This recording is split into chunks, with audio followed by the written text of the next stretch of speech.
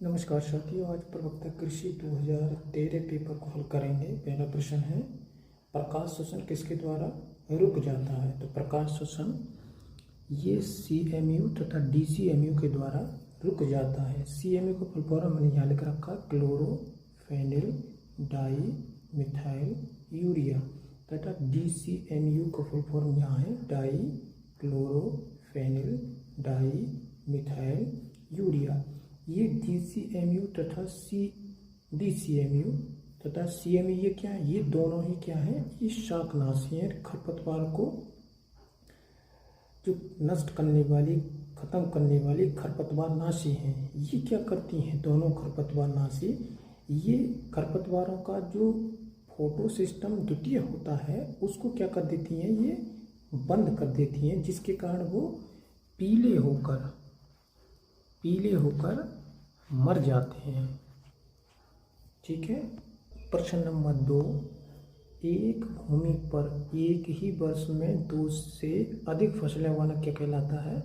Multiple cropping. यानी कोई निश्चित भूमि है और निश्चित भूमि पर जब हम 2 या 2 से अधिक फसलों को उगाते हैं तो उसी के लिए कहा जाता है मल्टीपल क्रॉपिंग। तो इसका सही उत्तर है C। जबकि मिश्रित फसल क्या होती है? जब 2 या 2 से अधिक फसलों को निश्चित भूमि पर हम उगाते हैं, किसके बिना किसी पंक्ति विन्यास के, तो उसको बोलते हैं मिश्रित फसल। जबकि रिले क्रॉपिंग क्या होता है? पूर्ववर्ती कोई फसल है और पूर्ववर्ती फसल में जब हम कोई आगामी फसल की बुवाई कर देते हैं, और ये बुवाई तभी की जाती है जब ये पूर्ववर्ती फसल या तो पकने को हो या कटने को हो। इस प्रणाली को यानी फसल उगाने की इस पद्धति को सबसे पहले डॉक्टर शेर सिंह बैंस ने दिया था, इसलिए इन्हें इस पद्धति का पिता कहा जाता है। जैसे मक्का, तोरिया, गेहूं और मूंग, इस तरह से ये रिले में चल रहा। देखिए, ये पूर्ववर्ती फसल है, ये आगामी फसल है। जैसे ही मक्का पकने को होगी, कटने को, उसमें तोरिया की बुवाई कब की जाती है। इसका जो मुख्य उद्देश्य होता है वो अनाज, दाल तथा तेल, यानी इन तीनों का उत्पादन करना होता है। यानी इससे एक या एक से अधिक उद्देश्यों की पूर्ति की जाती है, जिससे हमें बाजार से जो है तेल या दाल ना खरीदना पड़े। इस तरह का फसल चक्र है। पश्चिमी उत्तर प्रदेश के लिए ये सबसे अच्छा फसल चक्र है जो डॉक्टर शेर सिंह बैंस के द्वारा दिया गया था, और सबसे अच्छा उदाहरण भी यही है।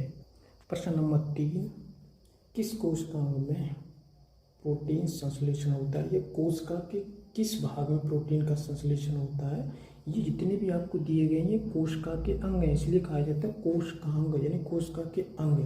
तो प्रोटीन का जो संश्लेषण होता है वो राइबोसोम के अंतर्गत होता है, और ये राइबोसोम जो होते हैं ये अंतर्पद्रव्य जाल का जो खुरदरी वाली होती है उसके ऊपर पाए जाते हैं, और वहीं रहकर क्या करते हैं? ये वहीं रहकर प्रोटीन का संश्लेषण करते हैं।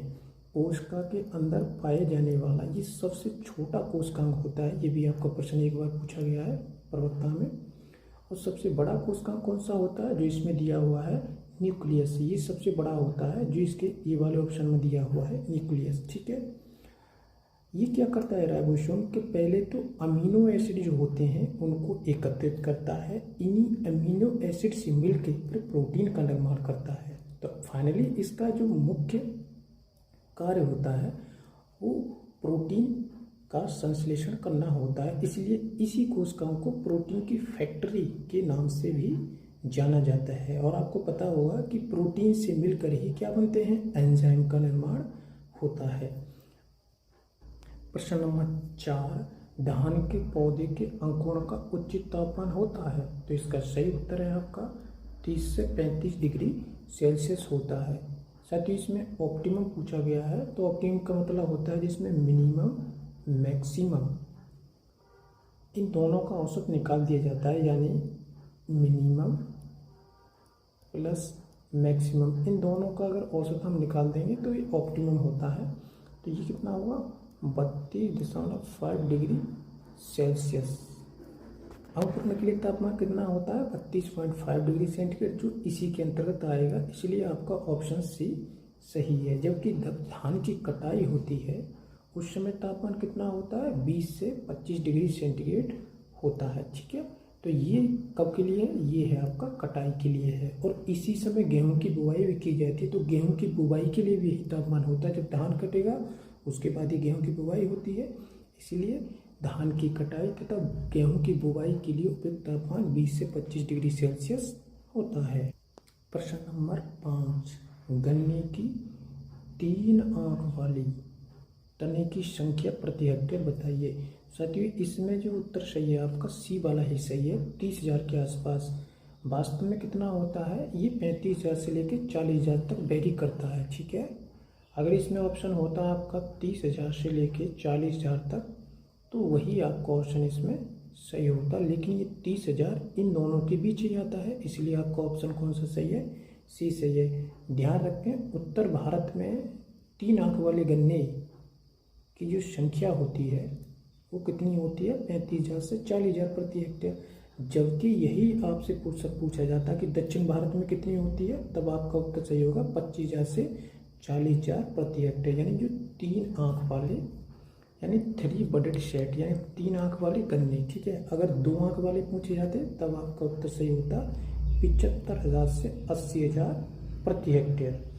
और 1 आंख वाले पूछे जाते तो 1,20,000 से लेके 1,25,000 प्रति हेक्टेयर आंख वाले गन्नों की, यानी सिंगल आंख वाले गन्नों की संख्या, यानी टुकड़े की संख्या इसमें पड़ती है। प्रश्न नंबर 6, रेड डेलिशियस प्रजाति है। साथियों, ये यूएसए की बहुत ही प्रसिद्ध किस्म है जो भारत में उगाई जाती है। सेब की बहुत ही प्रसिद्ध किस्म है। इसकी जो स्टोरेज यानी भंडारण क्षमता होती है बहुत ज़्यादा होती है। हमेशा ही आपको लगभग 12 मासी बाजार में ये देखने को मिलती है किस्म। तो उत्तर आपका पहला सही है। जबकि अमरूद की एक बहुत ही प्रसिद्ध किस्म है जिसका नाम है सरदार अमरूद या L49। यह अमरूद की राष्ट्रीय किस्म है। कभी कभी आपसे ऐसे घुमा के प्रश्न पूछ देगा कि अमरूद की राष्ट्रीय किस्म है, तो आपको L49 उत्तर सही करना होगा। ऐसी पपीते की जैसे पूषा नन्ना, ये जो आपकी गृह वाटिका के लिए सबसे अच्छी होती है, गृह वाटिका में लगाने के लिए सबसे अच्छी होती है। और ये कैसी किस्म है आपकी? ये आपकी डायोसियस किस्म है, अर्थात इसमें नर पुष्प अलग होते हैं और मादा पुष्प अलग अलग पौधे पे बनते हैं, लगते हैं। ठीक है, CO5 ये भी आपकी डायोसियस किस्म है। पूषा मेजेस्टी, इसमें क्या होता है? मादा पुष्प, नर पुष्प और मादा पुष्प ये एक ही पौधे पे होते हैं, अर्थात ये मादा वेलिंगी किस्म है। इसलिए इन किस्मों की जो बीज दर होती है वो 250 से लेके 300 ग्राम होती है। जबकि ये जो डायोसियस किस्म है जैसे पूषा नन्ना है, इसकी 400 से 500 ग्राम प्रति हेक्टेयर बीज दर लग जाती है। आम की भी बहुत अच्छी और प्रसिद्ध किस्म है जिसका नाम है अल्फांसो। ये प्रसंस्करण के लिए सबसे अच्छी किस्म मानी जाती है। ठीक है, और आम्रपाली जो है ये कैसी है? ये सघन बागवानी के लिए बहुत ही अच्छी किस्म है। यानी अगर कोई किसान जो है सघन बागवानी करना चाहता तो इस किस्म को लगा सकता है।